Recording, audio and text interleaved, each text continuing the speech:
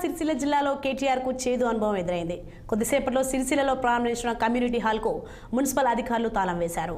కేటీఆర్ తో community hall ప్రారంభించడానికి పాలకవర్గం సిద్ధం చేసుకున్నారు. కమ్యూనిటీ హాల్ నిర్మాణంలో నాణ్యత లోపం ఉన్నట్లు దరఖాస్తు రావడంతో మున్సిపల్ అధికారులు తాళం వేశారు.